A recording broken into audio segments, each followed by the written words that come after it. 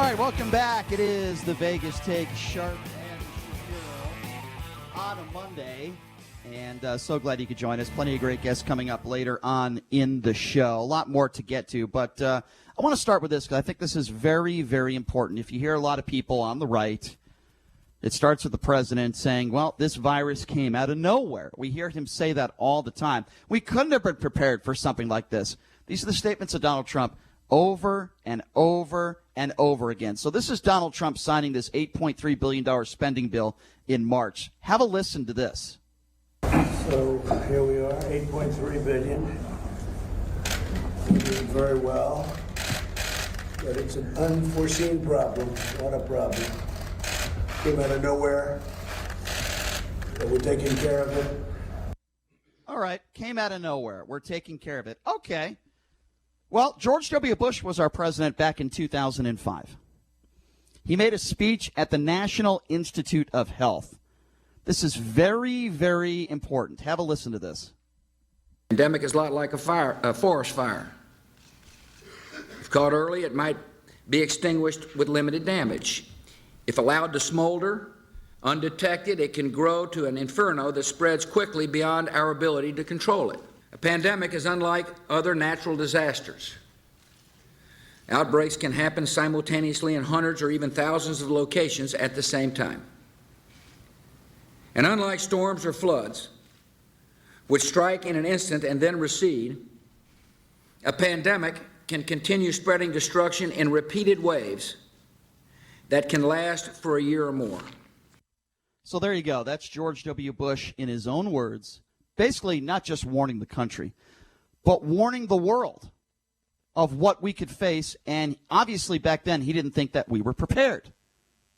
And there were a lot of things he wanted put in place to make sure that we were prepared for this type of pandemic. So I asked to both of you and I asked to our callers, why is it that Donald Trump holds no bearing and no responsibility? I'm not saying Obama doesn't hold any responsibility either, by the way. They both do, quite frankly. Right. The question is, but let me just give out the number first. Okay. The number to call. What do you think? Are you hearing what George W. Bush said? Do you think that Barack Obama and Donald Trump should bear some responsibility in this? Or are you okay with Donald Trump saying he takes no responsibility? The number to call, 702-257-5396. Again, that number to call if you want to be a part of the conversation is 257-5396. Again, it all depends on what Obama did, in my opinion. How did Obama react to it? And beyond that, I believe that the majority of the responsibility is on WHO and on China for misrepresenting the amount of cases, as well as the fact that it was transmissible human to human. They waited a month and a half to actually do that. But again, it's all variable. What did the Obama administration do to prepare themselves for a pandemic like George W. Bush requested?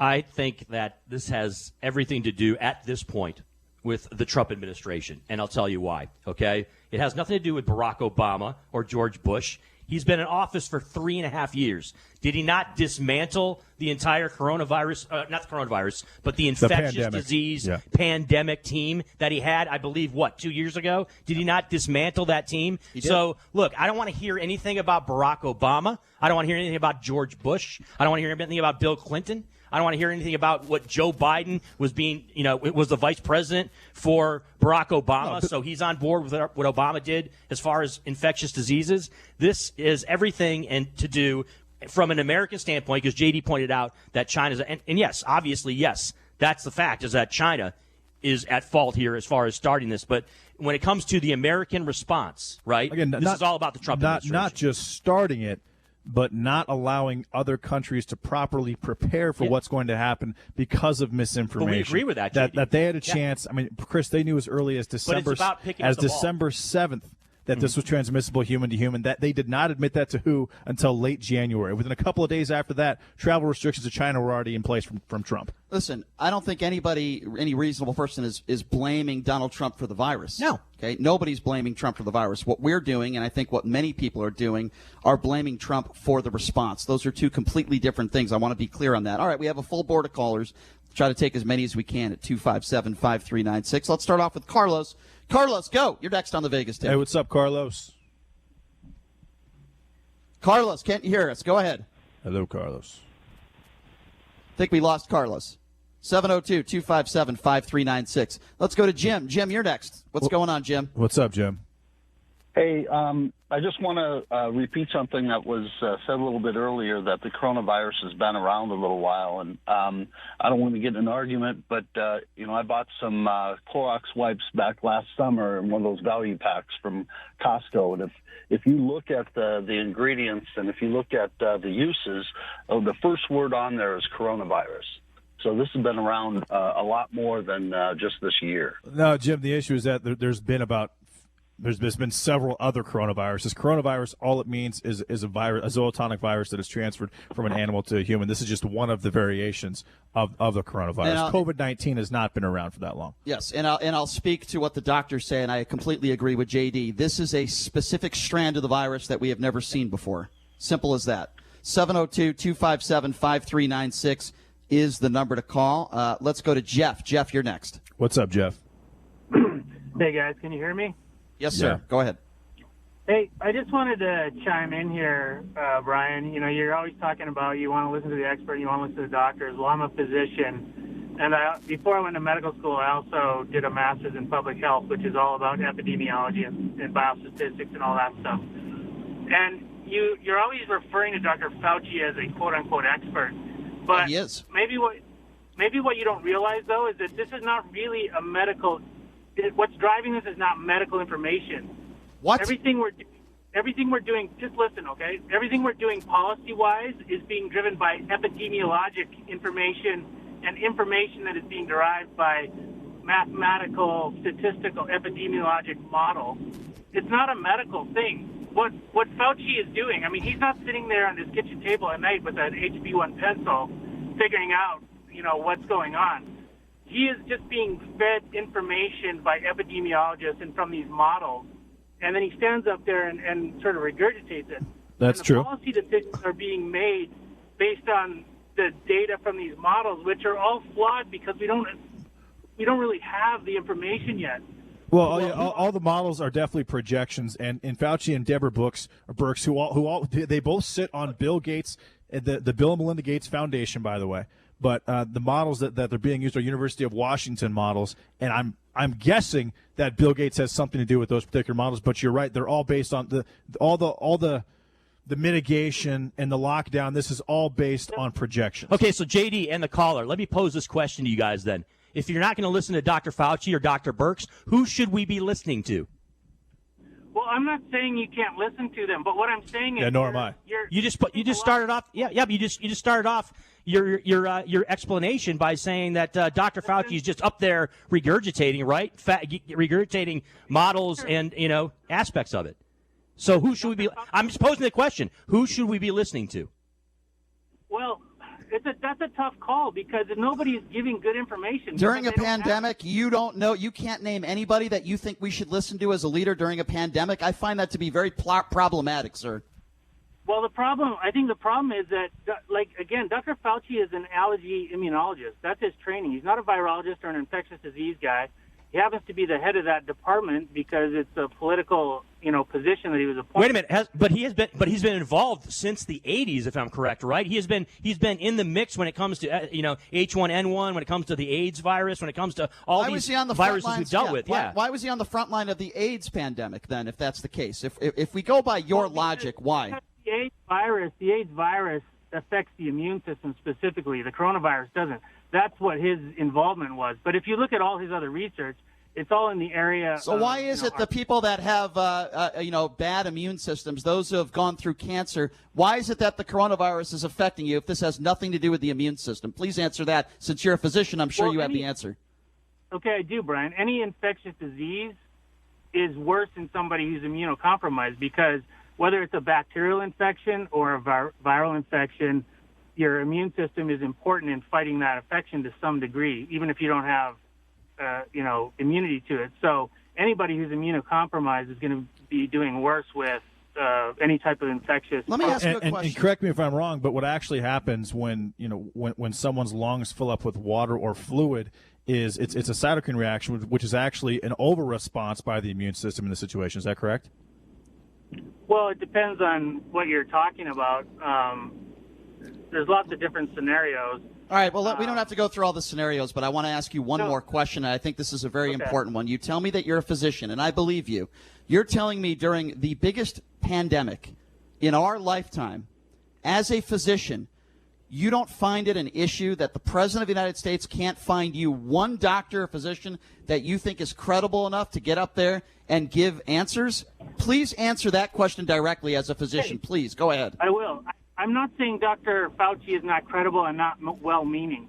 What I'm saying is there are no physicians in the world that have some kind of magical inside information on So this. we're screwed? Is that what you're saying? Well, no, there's no physician in the world that's been alive since something like this has happened. The last one was 102 years ago, and actually, Brian, there is another physician that Donald Trump has brought up to the forefront, which is Stephen Hahn, who is actually the head of the FDA, who's also a doctor who also kind of touted hydroxychloroquine on Saturday. Mm-hmm. I didn't hear him talk about that. I guess I'm just struggling for you. I'm just struggling to figure out what exactly your end point is here. What is your end game when it comes to this phone call? There is no end as far point. as what you wanted to project. 702-257-5396 is the number to call. Let's go to Troy. Troy, you're next up on the Vegas Take. Hey, what's up, Troy? Hey, good morning, guys. Hey, you're right. This is a brand new disease or virus, whatever you want to call it. So realistically, wouldn't you say that everything that we do for this is anecdotal at this point? Because Of course you would. Brand new. Absolutely. And that's the point. The problem is we don't have 90 days or 120 days or, in this case, 12 to 18 months to get a vaccine or to come up with a legitimate clinical trial, because by that time, again, the economy will be in pieces. We'll have multiple stimulus That's packages, what's gonna happen. and there'll be 30 or 40,000 deaths. What do you mean we don't have time? That's what's going to happen. No, Chris. That's what we're in the process of doing. So why not introduce a possible treatment to prevent that from happening, or to stop the bleeding from happening, or stop the damage from being over the They top? are introducing possible treatments, but like there's a difference between hydroxychloroquine treatment and azithromycin. and a vaccine. Yeah, they're two different things.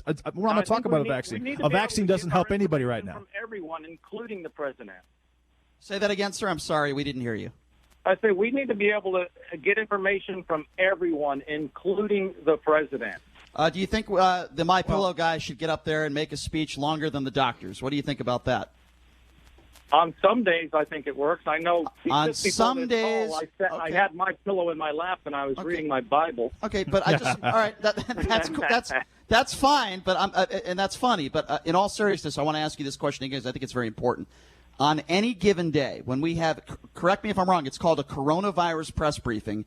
You just said you're okay with the CEO of MyPillow talking more than any of the experts or doctors. Are you sure about that? You're okay with that? That was one day, correct? Where It was he got not a one bunch day. of No, CEOs not true. Up there. Not You got a true. bunch of CEOs. If you got up there, Brian, I would expect you to plug your radio show. You know what? I would have a expect little that. bit of class, and I would say it's not about a radio show. It's about helping lives, not talking about the Bible, not is talking about. about Hold on, I'm not done yet. when it I'm comes- not done yet. Hold on. You Hey, just it is about helping excuse lives. When me. it I'm comes- not done yet. Let me finish. Okay? Let me finish. I would not tote the president's campaign in 2016. I would not promote the president's campaign to win in 2020. I wouldn't talk about God in our schools, and I certainly wouldn't talk about the Bible. I would say, thank you, Mr. President. Let's hear from the doctors. All right, Brian. So Governor Cuomo just made a statement. There is promising but not conclusive anecdotal evidence that suggests hydroxychloroquine and azithromycin is working. So exactly where we were 5 minutes No, ago. that's not. No, if it's promising, that means it's effective at this point. But again, it's anecdotal because it's not a standard 90 to 120 day We don't know trial how effective. with controls. We don't know how effective. But is it saving lives? We don't know that. If it's saving lives, are you okay with it? We don't know If that. hydroxychloroquine and azithromycin is saving lives in New York State, are you okay with it, That Brian? is an absolutely ridiculous And question. it's actually, Of course we'd be it's- okay with it. Okay, Yeah. there we go. I'm not even going to answer that question because it's ridiculous. Because you can't. Because What do you mean, because I because can't? it destroys you All and right. Chris's arguments for the Okay, last 2 okay. weeks. Actually, What? No. Actually, Yes, What is yes, my it does. argument? Hold on What's a my second. argument? That is ridiculous. Okay, hold on. Now I'm going to say something else. I'm Now excited. it's my turn. I'm ready okay? for it. Every single day on this show, I say it over and over. Maybe you're not listening. I don't know. But it's a very bad accusation you just made that I don't want a cure for this virus. No. Hold on a second. You're interrupting me again. I didn't say you You're didn't want a cure interrupting- for it, Brian. Okay, you're interrupting me. Because you're saying something factually inaccurate. I did not say you don't want a cure for When it. you looked, I asked you if you're interrupting okay. me. You looked at me in the face and you just said, "Are you okay if this cures the virus?" Not What do you cure, not cures. I'm saying if it helps people. if it saves lives by helping people by Exactly. reducing viral load and diminishing symptoms. So you think I'm going to look? If it prevents I people, understand the if it question. prevents people I understand from the having to question. be put on an ICU, I understand the question. on a ventilator think in I the oppose- ICU. you think- If it I takes get pressure, the if it takes question. pressure off healthcare workers, Brian. Let me know when you're done. I get I'm the done. question. You repeated yourself twice. I get your question. You don't think I want people to be helped if they can find a drug that works? What kind of question is that? There's nothing more I would want than people's lives to be saved and drugs to even help people with pain or anything in my life. I've always had that same thing. You just don't like the fact that I listen to scientists and I listen to doctors, and nobody yet has said that this is foolproof, will help you. Nobody has said because that. Brian, based on the last 100 years of studies for drugs, it's not going to be. But they don't have it right now. There is no choice right now. You have to. There needs to be some type of therapeutic measure or treatment to help these people not be put on a ventilator and not die. And if a drug like this can do that, whether it's touted by Donald Trump or Bernie Sanders or Joe Biden care what or politician. an anarchist, I don't care who it is either. And it seems like there is this problem with particular members of the media that Donald Trump has been touting a drug that hopefully I'll tell you where the problem is. that does actually save lives, because he's not a doctor. Again, it doesn't matter who comes up with the drug, as long as it's saving lives and it's helping us get out of this funk that we're in. Wait a minute. So Donald Trump's going to come up with this type of cocktail? Donald Trump's going to be on the forefront of this? Obviously, he's not coming up with the I'll drug give you- itself, but he is endorsing the drug. He is touting the drug, the combination We cocktail. all would endorse based on it, a lot of JD. It wouldn't just be Donald Trump. No, we don't all understand would. your- but wait, point but yes. you're saying that there's not going to be consistent empirical evidence of it, and you're right, there's not going to be, because we don't have the time to produce it. There's too many people dying right now. The economy is being destroyed right now. You just and said so we have to we find have something no other choice, that though. help. No, what You is it? said no, we have no other choice. We do absolutely have a choice. It's called continue to do research. Continue to And move what forward happens in the interim?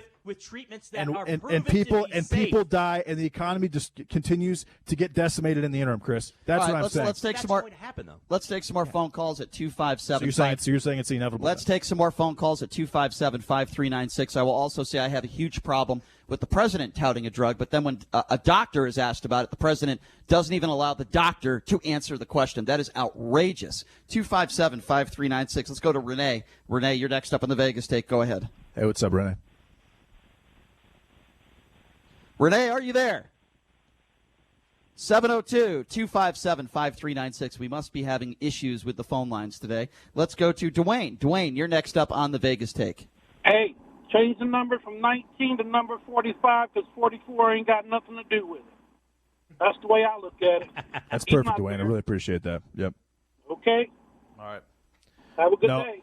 Yeah, perfect. All I'm saying is, if George Bush, which obviously Barack Obama was president after George W. Bush, if George W. Bush said that we weren't ready for it, and Barack Obama and his administration didn't do anything to put us in a position to be ready for it, that would be something. But if they did, if they made a lot of measures and Donald Trump actually reversed those, then it would be on Donald Trump. That's what I'm saying by that. So, no responsibility. You don't put any responsibility towards Trump? Again, I don't know what the Obama administration did to prepare the country. Let's just assume they did I'm saying- nothing. Let's just assume they did Then nothing. no, I don't. You don't put any responsibility on but Donald if the Trump. Obama administration did do something, and the Trump administration actually reversed that and put us in less of a position to be prepared, I don't understand. then the I would connection. put it on Trump. But JD, I don't understand the connection between How do you- the Obama how do you not? administration and the Trump administration when it comes to a global pandemic that just came onto the scene 3 years into Donald Trump's administration. Okay, because Why are we talking George about Bush Barack made Obama? this statement in what, 2005?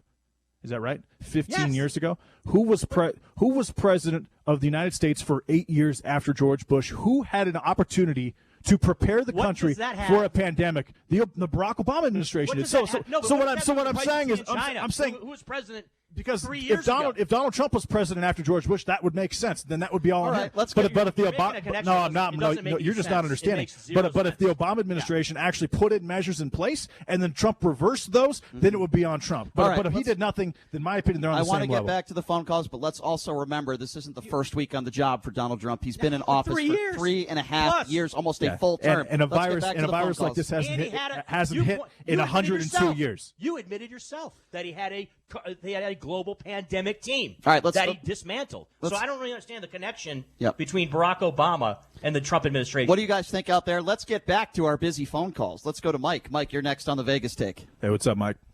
Hey, how you doing, guys? My uncle died of AIDS a couple years ago, and they told him before they had some experimental drugs. Now they told him that this may not work, but it shows promises. It works in some people, but it's promising, but it may not work for you. Of course, he took it because life in any form is precious. So, this whole notion of this is not we don't have the evidence. If you have a disease or something and you're trying to fight, you should be able and be allowed to take that. Which you are. And it's called the right to try law, which Trump just passed a couple years ago. And another thing, I love how all the liberals love George Bush now. Okay. Who are you speaking Who loves it? Who are you? Hold on funny. a second. Excuse me. Hold on. Let me respond to this. Who are you calling a liberal, sir? I'm just curious. Well, I know the other guy, the guest. I hear him talking about how. I'm a progressive Democrat, by the way. I'm not a liberal, but yes, I am towards the left. I'm more left, obviously, than JD. So you're and saying more left than Brian. But hold I'm not on, a liberal. Joel. You're saying, or Mike, because you're saying because we played an audio clip in 2005, that means we must. I'm going to tell you something. I can't stand George W. Bush. Do you want to know why, sir? And by the way, I'm not a liberal. It's because he bought his way into the White House. He was a drunk for most of his life. He accomplished nothing but ruin his father's businesses. Never made any money off of his businesses. He filed all of his. He was a drunk and he was a fool. Okay, and he went into Iraq. And we went into war in Iraq, and we know why. And it wasn't because of Osama bin Laden, and it wasn't because of 9/11. So, sir, I will be the first one to say I despise George W. Bush, and I am not a liberal, okay? You know what? I don't use the word hate a lot, but I really hate George W. Bush because thousands of our innocent soldiers died so Dick Cheney could make money off of that war. Yes, I hate George W. Is that clear enough for you, sir? And make money, Dick Cheney certainly did. But let me ask this because people saying, well, Trump had 3 years. Well, 3 weeks ago, they were telling me that it was Obama's economy.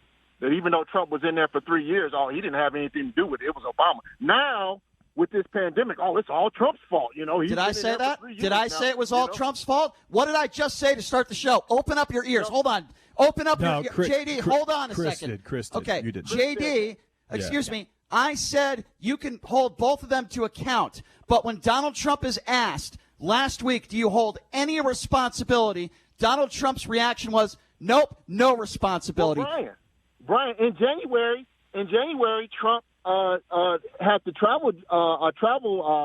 He shut down the travel. The virus was. That was February 2nd, and that was not January. Get your facts right. People calling Trump a racist. They call him a racist. Well, yeah, Joe, because he is. Joe Biden called him xenophobic. Yeah.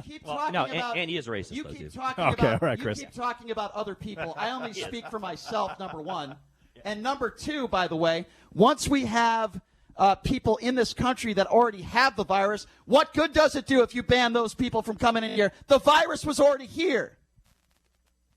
702-257-5396. And let me quickly point out, Mike, Brian, call, I did not say that I felt Donald Trump is responsible for the coronavirus. What I said was that I felt that the response from a United States aspect, obviously which is controlled by the Trump administration, was not adequate. Understood. Let's go to Joel. Joel, you're next. Go ahead. What's up, Joel? Yes. Good morning, guys. With regard to this drug that Trump is touting without any real evidence to suggest that it works except anecdotally, and there is a huge difference in the science world between anecdotal evidence and empirical evidence. I know. You brought this up last time you called in, Joel. And the fact of the matter is there's no empirical evidence to prove this. But more importantly, this drug is used by over 200 million malaria patients around the world. That's true. So and lupus, right? If malaria, lupus, and rheumatoid arthritis, actually. That's also correct. You're absolutely right. So my question then becomes, if you're going to assume that this drug is going to help people with COVID and take it away because there's only a finite amount of this in the world right now, and make it more difficult for people who have malaria or the other ailments that you just listed, JD, how do you justify that? Well, I'll tell you, I've actually done the math on it. There's about 2.5 million people in the United States. We're talking about the United States right now that have either lupus, rheumatoid arthritis, or malaria. And as of Saturday, the United States had 29 million doses of this virus. They're making more, and they're getting more from India. But I understand where you're coming from. Obviously, there needs to be some of this medication or all this medication available for those who have been using it for their entire life. I totally agree with that, Joel.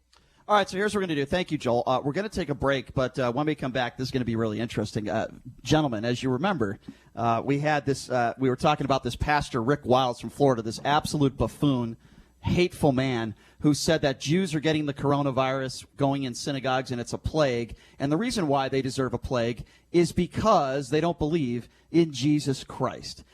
He's made some controversial comments, some hate comments about the October 1 shooting in Las Vegas. We're going to get to all that. And he decided to take an hour and a half and do his stupid little Periscope podcast and talk about us. We're going to have a guest on called Lori Cardoza-Moore. She's an evangelical leader that's been called a rabid Zionist from this man as well. We'll take a break, be back right after this.